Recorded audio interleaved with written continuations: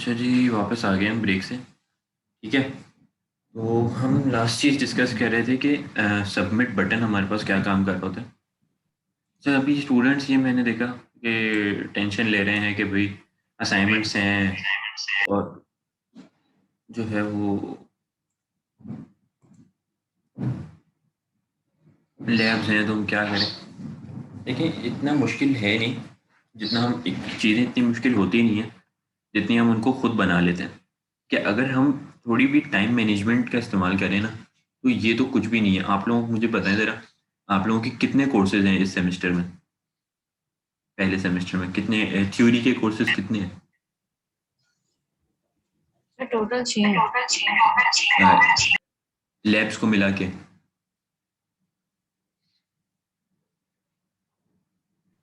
Yes sir. हाँ, और theory के कितने हैं? सर 4 है टोटल। हाँ, तो आप लोगों के 4 थ्योरी के कोर्सेज हैं और 3 लैब्स हैं। मैं आप लोगों को बताऊं अपनी, कि हम जब फर्स्ट सेमेस्टर में थे तो हमारे 6 कोर्सेज थे। अभी तो आप लोग ऑनलाइन ले रहे हैं। आप लोगों के पास आराम से, आप घर पे बैठ के, आपके पास सारा टाइम है। आपकी ना ट्रैवलिंग हो रही है, ना जाने का टाइम, ना आने का टाइम। और उसके अंदर भी आपको क्लास में भी बैठना नहीं है, वो थकन भी आपकी नहीं हो रही, घर में आप आराम से बैठे हैं।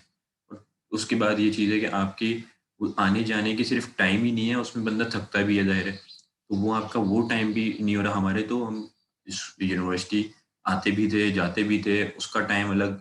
रात को हम 7 बजे जाके 8 बजे पहुँच रहे हैं, रेस्ट करके 9 बजे दोबारा पढ़ने बैठ रहे हैं, फिर रात 12 बजे तक पढ़ रहे हैं। तो वो हमारे पास 6 हमारे कोर्सेज़ होते थे फर्स्ट सेमेस्टर के अंदर। 3 लैब्स होती थी जहाँ मुझे याद है।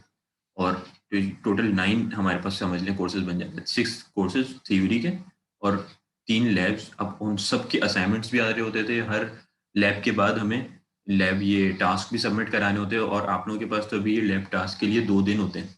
हमारे पास ये होता था कि हमें लैब के जो भी टास्क हैं, वो टास्क हमें उसी उसी वक़्त हमारी इवैल्यूएशन आउट ऑफ 5 हो जाती थी।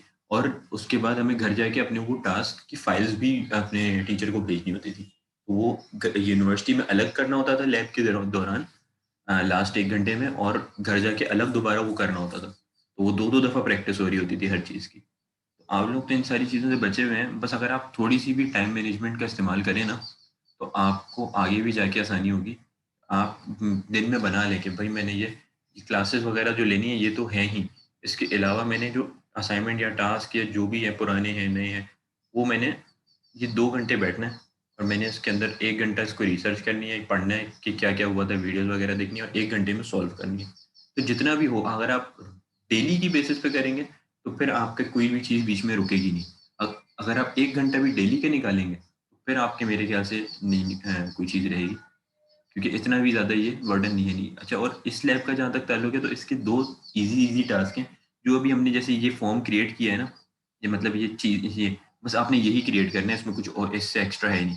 यही चीज़ें अगर आप दोबारा कॉपी पेस्ट भी कर दें, तो आपका काम हो जाएगा। उसके अंदर बहुत ईज़ी से टास्क हैं, तो आपका मेरे ख्याल से तो अगर कोई लैब में भी, अभी लैब पढ़ते-पढ़ते भी कर लेंगे आप, इतने ईज़ी हैं।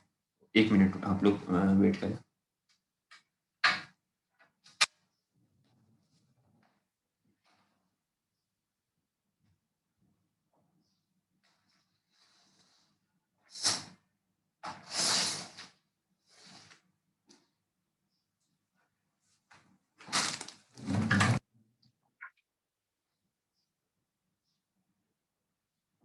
जी, तो अच्छा, अगर अभी जो हमारी लैब के जो टास्क है ना, वो अभी हम डिस्कस कर लेते हैं कि क्या हैं वो। 2 सिंपल सिंपल टास्क हैं, और वो बहुत आसानी से हो जाएँगे, आप लोगों को समझ भी आ जाएँगे। उसमें कोई ऐसा मसला होगा नहीं। अगर आप लोग कोशिश करें कि लैब खत्म होते ही आधे घंटे के अंदर आप लोग वो टास्क के 1 घंटे के अंदर उसको कर लें, तो आपको उस चीज़ से बिल्कुल जान छूट जाएगी कि 1 घंटे के अंदर आपके टास्क हो गए। और मेरे ख्याल से इससे ज़्यादा टाइम उसमें लगेगा भी नहीं। खैर, अभी हम इसके टॉपिक्स को कवर कर लेते हैं। 1 घंटा आपका रह गया, ठीक है? अ, तो ये है कि अभी तक हमने ये देख लिया कि इनपुट टाइप अगर हम टेक्स्ट दें, तो आप टेक्स्ट दे सकते हैं, ठीक है? और हम पासवर्ड दें, तो आप कोई भी पासवर्ड क्रिएट कर सकते हैं। इनपुट टैग के अंदर अगर हम टाइप पासवर्ड दे दें, टाइप की वैल्यू पासवर्ड दे दें, तो ये इस तरीके से पासवर्ड हो जाएगा। ये आप टेक्स्ट बॉक्स दे दें, तो ये multi line text box create हो जाएगा, ठीक है? आप उसकी टाइप जो है रेडियो दे दें तो ये रेडियो बटन हो जाएगा। मल्टीपल सिलेक्शंस के लिए चेक बॉक्स दे दें, ठीक है। और आपने ड्रॉप डाउन क्रिएट करना है तो उसके लिए आप सेलेक्ट का ऑप्शन क्रिएट कर लें, सेलेक्ट का टैग यूज़ कर लें। आप उसमें इनपुट ना करें, सेलेक्ट कर लें और सेलेक्ट के अंदर जितनी आपने वैल्यूज़ देनी है वो आप इनपुट के अंदर दे दें, ठीक है। मल्टी लाइन करना है तो वही आप सेलेक्ट का इस्तेमाल करें, लेकिन उसमें भी इनपुट की वैल्यूज़ दे दें और मल्टीपल को आप सेलेक्टेड कर दें। और ये मल्टी लाइन देना है इसलिए आप उसको उसके अंदर जो सेलेक्शन का टैग है, सेलेक्ट का टैग है, उसके अंदर आप मल्टीपल की प्रॉपर्टी को इक्वल्स टू मल्टीपल कर दें तो ये आ जाएगा। फिर आपके पास हमने देखा कि ये फाइल किस तरह से क्रिएट होती है कि आप उसकी इनपुट, जो हम यहाँ पे इनपुट करते आ रहे थे, तो इनपुट की जो टाइप है उसको आप फाइल कर दें, ठीक है, तो वो फाइल हो जाएगा। ये देखें, इनपुट टाइप फाइल कर देंगे तो ये आपकी फाइल क्रिएट हो जाएगी। ये खुद ही ऑटोमेटिकली चूज फाइल का बटन आ जाएगा, ठीक है, और नो फाइल चूज इन आ रही है। अगर मैं सेलेक्ट कर दूंगा तो ये ब्रेक डॉट जेपीजी आ गई, ठीक है। इसी तरीके से अब हमने देखा कि सबमिट बटन क्या कर रहा होता है। सबमिट बटन क्या कर रहा है कि ऑटोमेटिकली ऐसा बटन क्रिएट कर रहा है कि जो इस फॉर्म में जितनी भी डिटेल्स हैं जो अभी तक हमने लिख ली हैं और नहीं भी लिखी, उन सब का डेटा जो नहीं लिखी उसको एम्प्टी रहने देगा, ठीक है, जो लिख ली है उसको वैसे रहने देगा। और ये इस इसको क्लिक होने पे क्या ऑपरेशन परफॉर्म होता है ये हमने यहाँ पे पहले ही डिफाइन कर दिया है कि ये फॉर्म के एक्शन क्या होगा, फॉर्म के अंदर एक्शन क्या परफॉर्म हो रहा है। फॉर्म के टैग में हमने सबसे शुरू में देखा ना कि दो प्रॉपर्टीज हैं, एक एक्शन और एक मेथड। तो एक्शन क्या परफॉर्म हो रहा है, एक्शन ये है कि ये जैसे ही सबमिट का बटन क्लिक हो तो एक्शन परफॉर्म हो thank you dot H T M L, यानी कि एक हमने थैंक यू कह लें या आप न्यू पेज कह लें या कुछ भी कह लें, dot H T M L का एक मैंने पेज और बनाया हुआ है, उसमें सिंपल ये लिखा हुआ है thank you for submitting the form, ठीक है, इसको मैंने सेव किया हुआ है, ठीक है। और ये मैंने अगर दिया हुआ, जब मैं सबमिट का बटन क्लिक करूंगा तो ये सारी वैल्यूज मेरे डेटाबेस में सेव हो जाएगी। और एक्शन क्या परफॉर्म होगा सबमिट के बाद, ये एक न्यू पेज पे चला जाएगा, इसका नाम है thank you dot H T M L और उसमें ये लाइन लिखी हुई है। तो सबमिट के बटन के ऊपर ये काम हो रहा है। अच्छा, अब एक और चीज़ टास्क में अगर, भी यही करना है। हाँ टास्क में भी यही करना है। अच्छा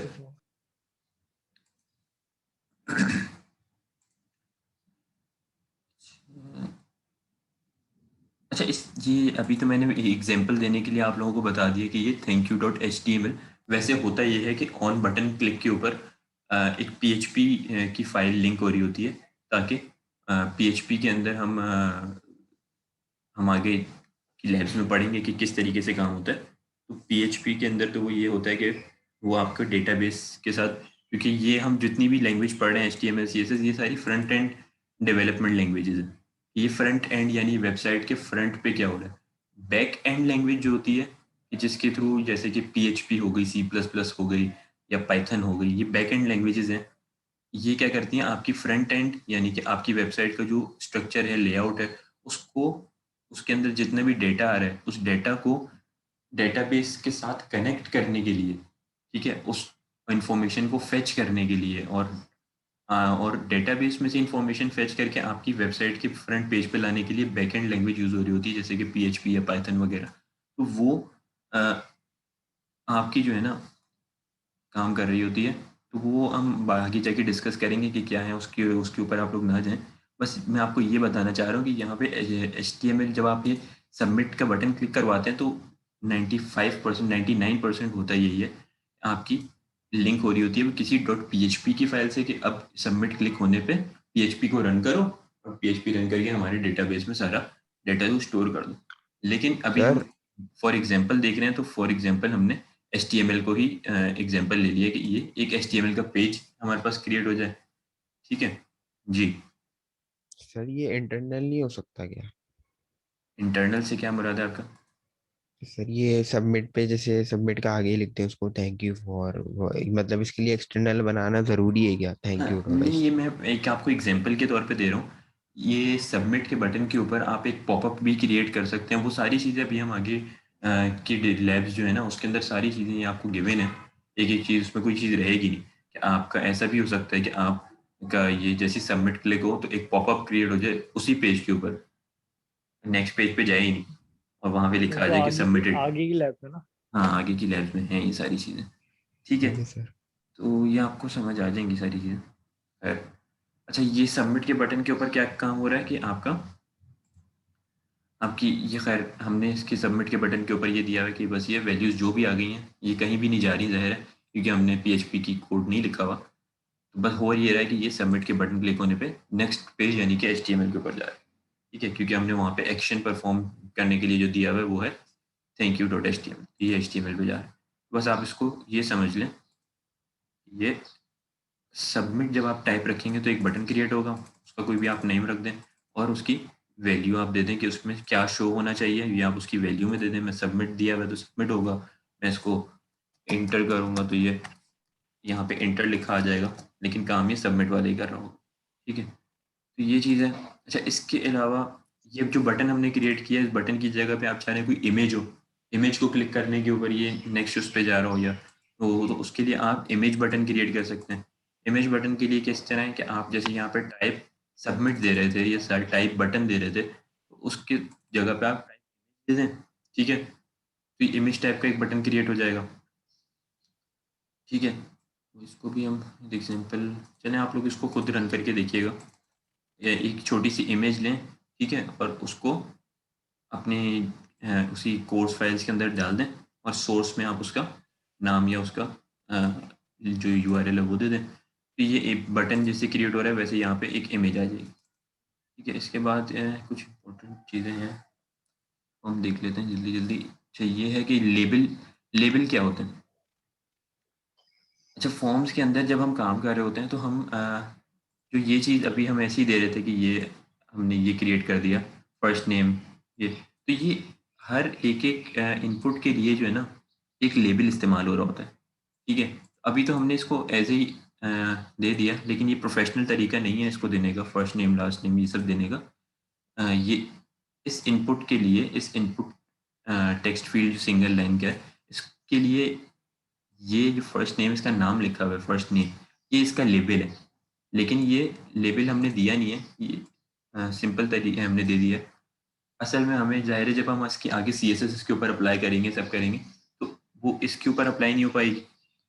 उसको अप्लाई करने के लिए और डिफरेंट और फंक्शंस परफॉर्म करने के लिए हम लेबल का टैग इस्तेमाल करते हैं, और ये वाली चीज़ हम लेबल के टैग्स के बीच में लिखते हैं। ठीक है, तो उसका लेबल को आप देख लें। लेबल क्या काम करती है कि when introducing forms control, the code was kept simple by indicating the purpose of each one in the text next to it. ठीक है, जैसे हमने अभी किया कि सिंपल तरीके से कर दिया। However each form control should have its own label, एक हर किसी का लेबल होना चाहिए ताकि हम उसके ऊपर भी कोई CSS अप्लाई करना चाहें तो इसके ऊपर भी कर सकें, इस पे वरना कैसे करेंगे। ठीक है, तो एंड ठीक है, और अच्छा, इसको दो तरीके से हम टेक्स्ट जो हमारा है या डिस्क्रिप्शन है उसको रैप करने के लिए भी यूज़ कर सकते हैं कि ये एक लेबल है तो उस लेबल के अंदर हमारी ये चीज़ आ रही है, दूसरा लेबल है उसमें ये आ रही है, तीसरे, तो हर लेबल को हम डिफरेंट स्टाइलिंग वगैरह दे सकें, तो इसलिए हम लेबल का इस्तेमाल कर रहे होते हैं। ठीक है, लेबल के टैग का। अच्छा अच्छा, इसको हम यूज़ किस तरह करते हैं, तो वो आप ये देख लें कि ये एक लेबल क्रिएट हुआ हुआ है। ठीक है, उस लेबल के अंदर क्या आ रहा है, लेबल, एज, ठीक है, और अ, यहाँ पे ये क्लोज हो रहा है और उसके दरमियान में एक इनपुट टाइप दी हुई है। ठीक है, और वो टेक्स्ट है कि उसमें आप एज लिख लें। ठीक है, फिर ब्रेक देके दूसरा तरीका है लेबल देने का। वो क्या है, अच्छा, दूसरे तरीके में ये है कि सिंपल तरीके से लिखा हुआ है, फ़र्क उसमें भी कुछ ऐसा पड़ेगा नहीं खास। ठीक है, थर्ड में क्या है कि आपका एक फीमेल का लेबल क्रिएट किया हुआ है और लेबल के बाहर उसकी इनपुट टाइप गिवन है। ये डिफरेंट तरीके हैं इसमें। मेरे ख्याल से आउटपुट का सेम ही आएगा।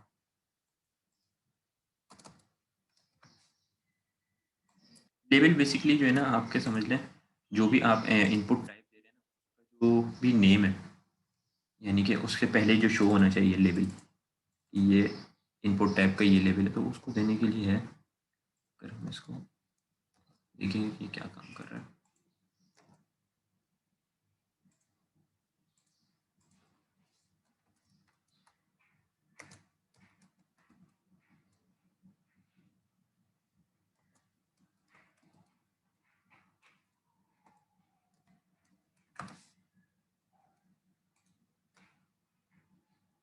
ये देखिए,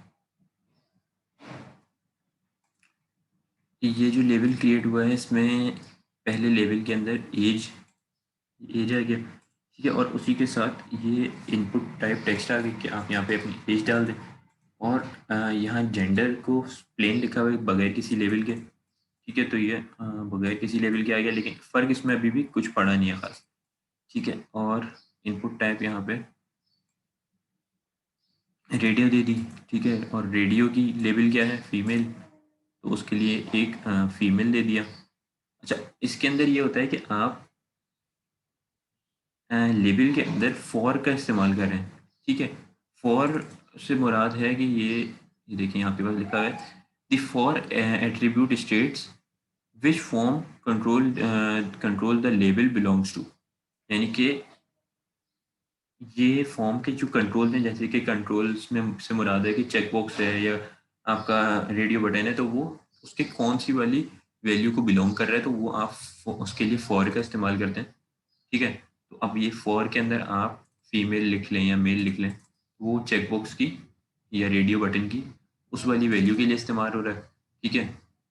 और इनपुट टाइप, इनपुट के अंदर आपको पता है कि इनपुट के अंदर आप उसका या तो नेम देते हैं या आईडी देते हैं, तो वो चीज़ आप दे रहे हैं, ठीक है।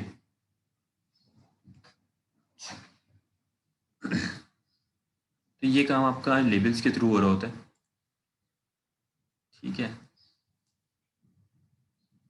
लेबल सिंपल आपका जो है ना, एक तरीके से ये जो टेक्स्ट फील्ड है इसके शुरू का ये नाम देने के लिए ही इस्तेमाल हो रहा होता है, आप इसको यहीं तक रखें, ठीक है। अच्छा,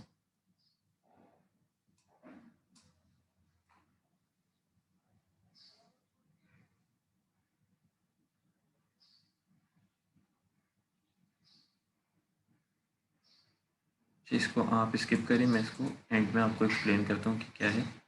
आप आ जाएं फॉर्म वैलिडेशन के ऊपर, ठीक है। फॉर्म वैलिडेशन के ऊपर आ जाएं। तो अच्छा, फॉर्म वैलिडेशन क्या होती है कि हमने कोई भी फॉर्म है, सपोज जब आप फेसबुक का सपोज लॉगिन कर रहे हैं या किसी भी सोशल मीडिया का या कोई जीमेल का लॉगिन कर रहे हैं, तो वहाँ आपके पास होता है कि आपने कोई वैलिडेशन आपके पास अप्लाई हुई है कि ये फील्ड देना ज़रूरी है, ये दिए बगैर, जैसे पासवर्ड है, आप बगैर पासवर्ड के देंगे तो लिखा हुआ आ जाएगा फिल पासवर्ड, ठीक है। तो वो चीज़ वैलिडेशन कहला रही होती है, वैलिडेट कर रही होती है आपकी टेक्स्ट फील्ड्स को। आपने यूज़र नेम दे दिया है, उसमें कुछ इनकरेक्ट है, तो वहाँ पे एक पॉपअप बना हुआ आ जाएगा कि भाई ये चीज़ इनकरेक्ट है, या फिर ये नहीं लिखी हुई, ये रिक्वायर्ड थी लेकिन नहीं लिखी हुई, या कोई आप साइन अप कर रहे होते हैं, तो साइन अप करते करते बहुत सारी आपने चीज़ें लिखी और सारी इन्फॉर्मेशन में एक आध टेक्स्ट फील्ड रह गई, तो जब आप सबमिट बटन पे क्लिक करते हैं तो दोबारा वो आपको उस टेक्स्ट फील्ड पे ले जाता है जो एम्प्टी होती है, और वहाँ पे आपको कहता है कि फिल दिस, और रेड कलर का कोई आपके पास ऑप्शन आ जाता है।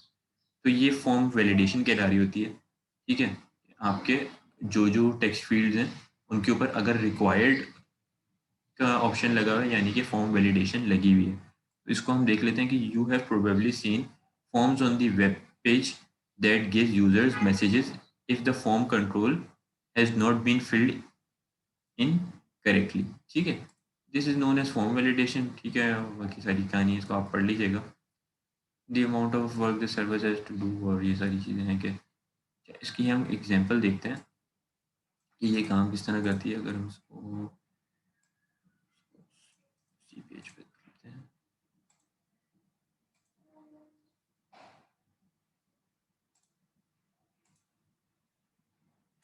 इसको इसमें करें।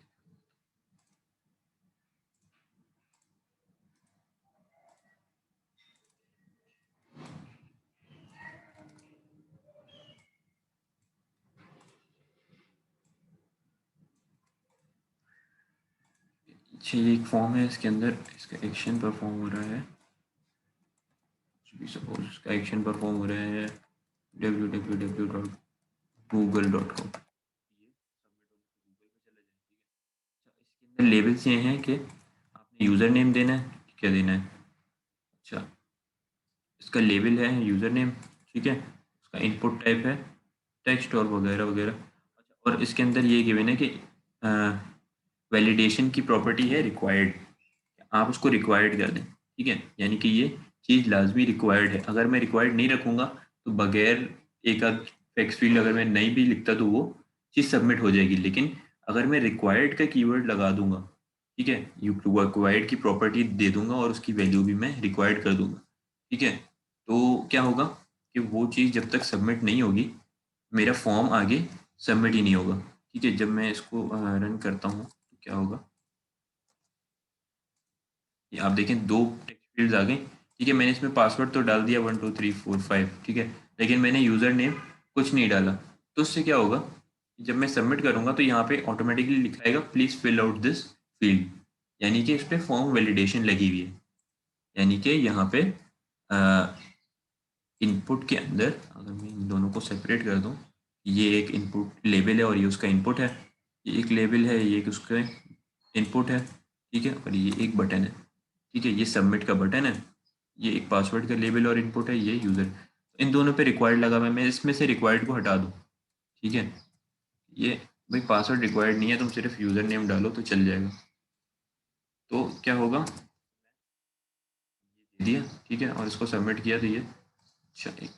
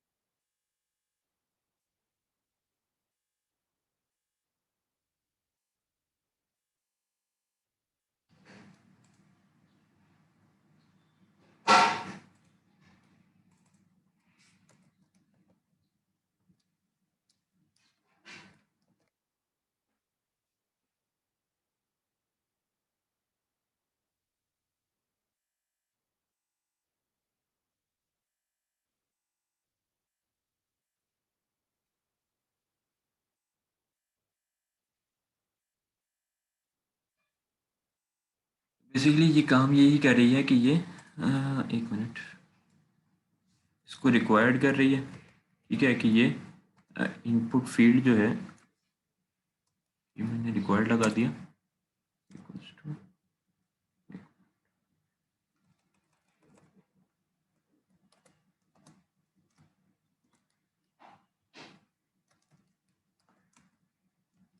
ठीक है। तो ये क्या करेगा कि जब मैं ये सपोज मैंने ये दिया यूज़र नेम पासवर्ड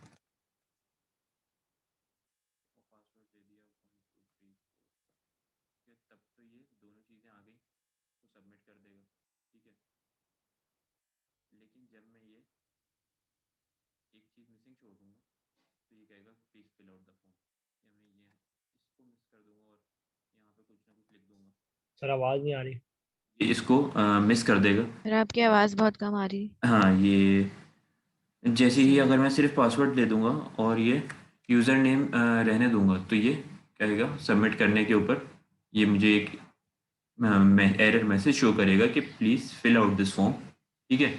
और अगर मैं दोनों को ही छोड़ देता हूँ तब भी ये सेम काम कर रहा है, ठीक है, कि ये फर्स्ट वाले को दे रहा है पहले, क्योंकि भाई पहले इसको आप भरें, सेकेंडली आप इसको भरें, तो ये चीज़ कहला रही है फॉर्म वैलिडेशन, ठीक है। अच्छा,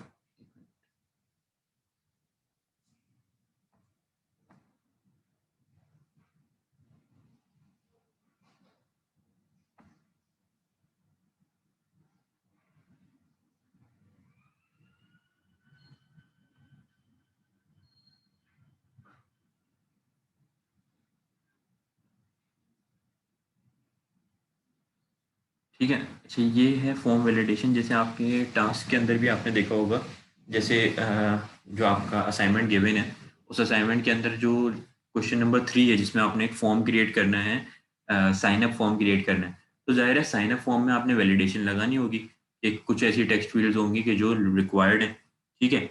अगर कोई बंदा साइन अप कर रहा है, बल्कि सारी ही फील्ड्स रिक्वायर्ड होंगी कि जब आप साइन अप कर रहे हैं तो आपको डेट ऑफ बर्थ भी देनी है, आपको अपना जॉनरा भी देना है, आपको अपनी यूज़र नेम भी देना है, पासवर्ड भी देना है, तो ये सारी चीज़ें के ऊपर ये रिक्वायर्ड लाजमी लग रहा होगा, ठीक है, क्योंकि वो सारी फील्ड जो हैं उसमें वैलिडेशन लाजमी ज़रूरी है।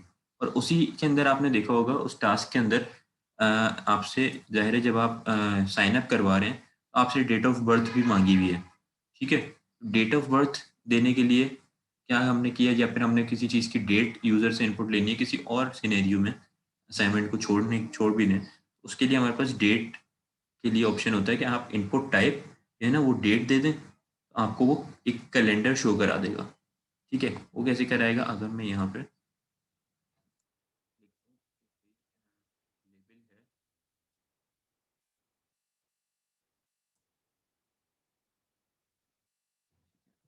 ऑफ बर्थ, ठीक है?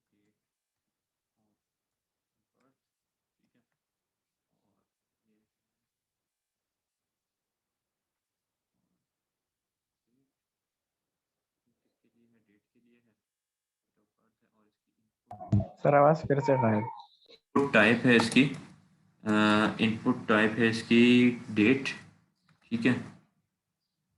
इनपुट टाइप है डेट, क्या नेम दे दिया मैंने, डेट ऑफ बर्थ, ठीक है?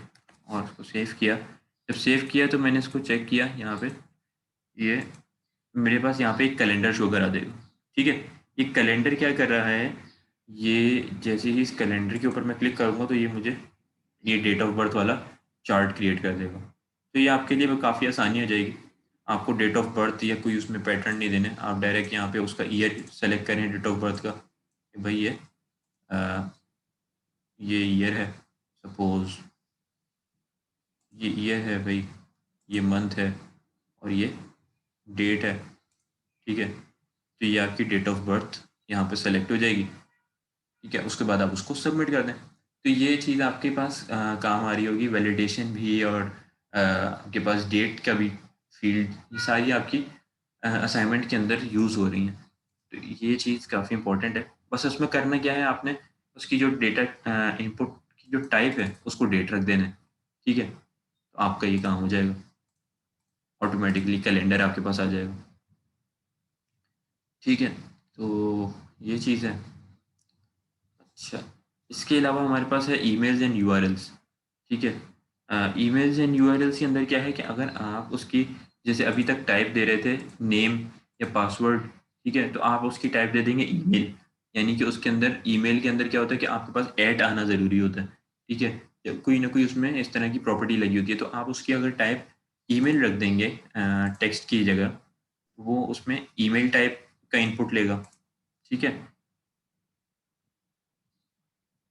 जैसे यहाँ और यूआरएल देंगे तो वो यूआरएल के किसी भी ब्राउज़र का यूआरएल टाइप का आपसे डेटा ले रहा होगा। हाँ, इसको मैं दिखा देता हूँ आपको। मैं इसको अगर यहाँ से क्लियर कर दूँ,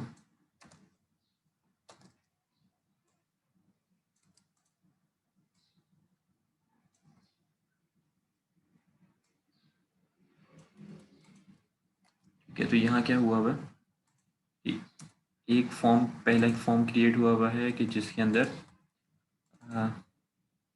एक्शन ये परफॉर्म हो रहा है कि इस फाइल के अंदर चले जाओ, ठीक है? और पैराग्राफ है पहला कि भाई प्लीज़ इंटर योर ईमेल और उसकी टाइप गिवन है ईमेल। जैसे हम टाइप टेक्स्ट दे रहे थे और डिफरेंट डिफरेंट दे रहे थे, पासवर्ड दे रहे थे, वैसे आप टाइप ईमेल दे दें, ठीक है? और उसका इनपुट टाइप गिवन है, टाइप गिवन है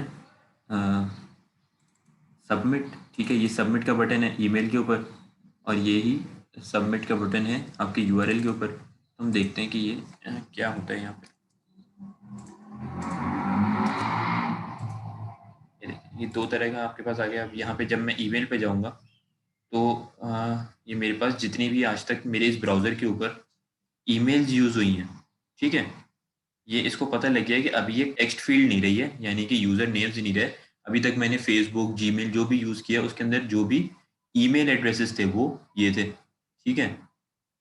तो ये ईमेल्स वालों को ऑटोमेटिकली अब मेरे पास यहाँ ला रहा है। और जब मैं इसके अंदर कोई चीज़ लिखूँगा अभी सपोज़ ये इसको अगर मैं हटा भी दूँ, मैं लिख दूँ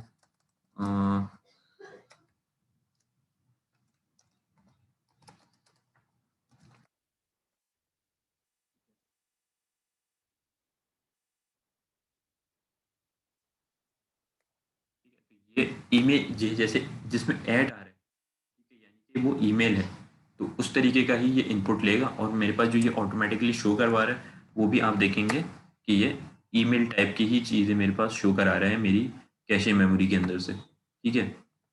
तो ये ईमेल काम कर रहा होता है, ईमेल टाइप का इनपुट ले रहा होता है, जैसे वो टेक्स्ट टाइप का ले रहा था, पासवर्ड टाइप का ले रहा था।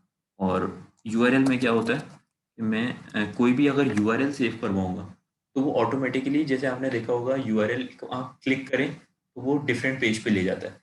तो जब आप यहाँ पे कोई भी वेबसाइट का यूआरएल जैसे www.google.com करेंगे तो वो डेटाबेस में जब जाके सेव होगा तो एज अ टेक्स्ट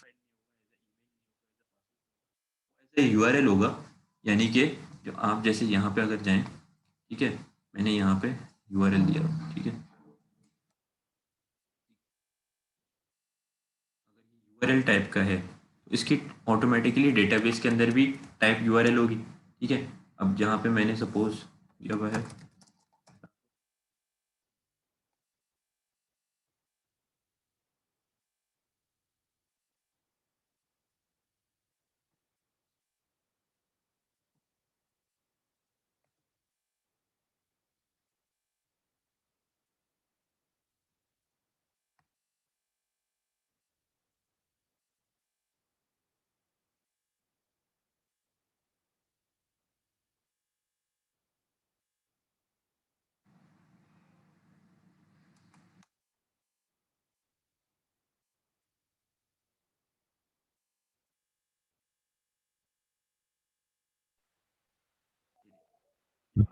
ये एक यूआरएल टाइप का हो जाएगा, ठीक है। मैं जैसे ही इस पे क्लिक करूँ तो ये मुझे गूगल पे ले जाए, ठीक है। तो जब मैं यूआरएल टाइप का कोई भी इनपुट टाइप रखूँगा, जैसे यहाँ पे ये यूआरएल गिवन है इसकी टाइप, तो इसको सबमिट करने पे ये डेटाबेस के अंदर इसको एज अ www.google.com को एज अ टेक्स्ट नहीं रखेगा। देखिए मैं टेक्स्ट पे क्लिक कर रहा हूँ तो कुछ भी नहीं हो रहा, ठीक है। पासवर्ड पे क्लिक कर रहा हूँ तो कुछ नहीं हो रहा। लेकिन जब मैं इसको यूआरएल टाइप होगा तो ये इसमें एक लिंक टाइप का क्रिएट हो जाता है जिसमें अंडरलाइन भी है, उसका कलर भी डिफरेंट है। तो जब मैं डेटाबेस को खोलूँगा अपने और मैं किसी के भी यूआरएल पे क्लिक करूँगा तो वो मुझे ऑटोमेटिकली वहाँ पे ले जाएगा। तो ये काम कर रहा होता है यूआरएल, ठीक है। तो आप डेटा अपने इनपुट टाइप यूआरएल भी दे सकते हैं। ईमेल देंगे तो ईमेल टाइप का हो जाएगा, ठीक है। टेक्स्ट देंगे टेक्स्ट टाइप का हो जाएगा, पासवर्ड देंगे पासवर्ड टाइप का हो जाएगा। इसके बाद आपके ये आ जाते हैं दो लैब टास्क है, ठीक है। लैब टास्क आपका पहला ये है, ये काफ़ी सिंपल सा है। आपने ये एक जैसे अभी हमने ये सारी चीज़ें क्रिएट की, आपको दिख रही होंगी,